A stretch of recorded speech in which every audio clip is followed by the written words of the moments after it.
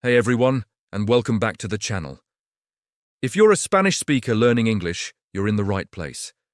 Today we're going to tackle some of the most common and sometimes sneaky mistakes that can trip you up.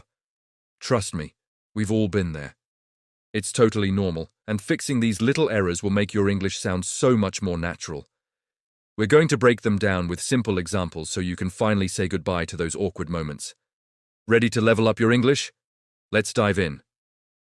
First up, a classic one, the verb to be. In Spanish, we have ser and estar, but in English, it's all to be. This leads to a very common mix-up when talking about age. In Spanish, you'd say, tengo 30 años, which literally translates to, I have 30 years. But in English, we use to be. So instead of saying I have 30 years old, you should say, I am 30 years old. Let's practice.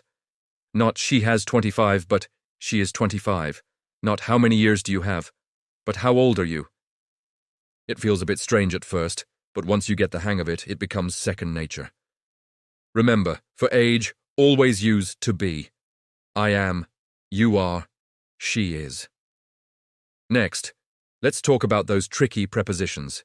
In, on, and at. These little words can cause big headaches. A common mistake is using in when you should be using on for days of the week. In Spanish, you might say, La reunión es en lunes, but in English, we say, the meeting is on Monday. Always use on for specific days and dates. For example, my birthday is on July 10th, not in July 10th. Another one is with transportation. You get on a bus, on a train, or on a plane, but you get in a car or in a taxi. Think of it this way. If you can stand up and walk around inside it, you generally use on. If you're in a smaller, more enclosed space, it's usually in. So remember, I'll see you on Friday, and let's get in the car. Let's move on to something that confuses a lot of learners, double negatives. In Spanish, it's perfectly correct to say no quiero nada, which literally means I don't want nothing. Using two negative words actually reinforces the negative idea. But in English, two negatives make a positive. It's a rule that can be really counterintuitive. So if you say, I don't want nothing, it technically means you want something.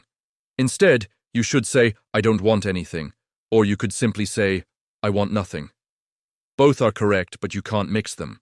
Here's another example. Instead of I can't find my keys nowhere, you should say, I can't find my keys anywhere. It's a simple switch. No becomes any when you already have a negative like don't or can't. Another huge area of confusion is the difference between a for and a to when explaining the purpose of something. In Spanish, you use para for this. For example, estudio para aprender. A direct translation would be, I study for learn. But in English, when you're stating the purpose with a verb, you must use to plus the base form of the verb. So, the correct sentence is, I study to learn. Let's try another one. You wouldn't say, I need a key for open the door. You'd say, I need a key to open the door. The preposition for is used before a noun like, this gift is for you, or before a gerund, which is a verb ending in ing, like, thanks for helping me. So, to show purpose with a verb, use to. I came here to see you. Now let's talk about adjectives and their order. In Spanish, adjectives usually come after the noun. You'd say, el coche rojo, the car red. But in English, the adjective almost always comes before the noun. So it's the red car. This is a fundamental rule that really changes the structure of your sentences. It's not a house big, it's a big house. It's not a woman intelligent, it's an intelligent woman. It might feel like you're speaking backwards at first, but this is a non-negotiable rule in English. So always remember adjective first, then the noun. It was a beautiful day. He is a talented musician. Practice this until it feels completely natural. Let's tackle another common verb issue, make versus do. In Spanish, the verb hacer covers both. Hacer la cena, hacer un error, hacer la tarea. But in English, make and do are not interchangeable. Do is generally used for tasks, activities, and work. You do your homework, you do chores, you do business. Make is used for creating or producing something.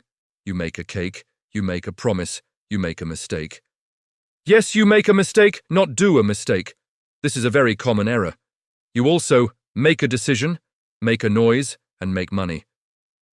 There are many fixed expressions, and the best way to learn them is through practice and exposure. So, remember, you do work, but you make a mess while doing it. Here's a quick but important one, the subject of the sentence. In Spanish, you can often drop the subject pronoun. You can just say tengo hambre instead of yo tengo hambre. The verb conjugation tells you who is doing the action. But in English, you almost always need a subject. You can't just say, is raining. You have to say, it is raining. Who is raining? It is. You can't say, want to go to the movies? In a formal sentence, you must say, do you want to go to the movies? Every sentence needs a subject, whether it's I, you, he, she, it, we, or they. Don't let your sentences be subjectless. Let's talk about countable and uncountable nouns. This is a source of many mistakes, especially with words like people, advice, and information. In Spanish, you can say una información, but in English, information is uncountable. You can't say an information. You would say a piece of information or just some information. The same goes for advice. You can't say an advice. You would say a piece of advice or some advice. Another one is people. People is already plural. You don't need to add an S to it. So it's, there are many people here, not peoples. The word peoples does exist, but it means different ethnic or national groups, which is a very specific context. For everyday use, just stick with people as the plural of person. Another tricky pair is fun versus funny. In Spanish, divertido can mean both, but in English they have distinct meanings. Funny is something that makes you laugh. A joke is funny. A comedian is funny. Fun is something you enjoy. A party is fun. A game is fun. So you wouldn't say the party was so funny unless people were telling hilarious jokes the whole time. You'd say, the party was so fun. Conversely, if your friend tells a great joke, you'd say, that's so funny, not that's so fun. Getting this right will make your descriptions much more precise. Think, funny makes you laugh. Haha. Fun is enjoyable, yay. Finally, let's look at question formation. In Spanish, you can often make a question just by changing your intonation. You are tired becomes you are tired, but in English, we usually need to change the word order and add an auxiliary verb like do, be, or have. So instead of you like pizza, you need to ask, do you like pizza? Instead of he is from Spain, you should ask, is he from Spain? This is called inversion, where you swap the subject and the auxiliary verb. For simple present and simple past questions, if there's no other auxiliary, you need to add do, does, or did. Does she work here? Did they see the movie? Mastering this structure is key to asking questions correctly and sounding natural. Wow, we've covered a lot of ground today. From the verb to be to forming questions, these are some of the biggest hurdles for Spanish speakers. Remember, making mistakes is a crucial part of learning. Nobody expects you to be perfect. The goal is to communicate effectively, and every little correction you make is a step forward. Don't be afraid to speak and practice. The more you use English, the more these rules will become automatic. I hope these tips were helpful. If you have any other questions or common errors you want me to cover, drop them in the comments below. Thanks so much for watching, and don't forget to like and subscribe for more English tips. See you in the next video.